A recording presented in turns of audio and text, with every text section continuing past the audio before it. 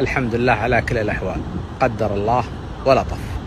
حادث هذا المنحنى ما عليه ولا لوحة إرشادية، وهذه سطحات مرور محافظة المهرة، وهذا الكرين.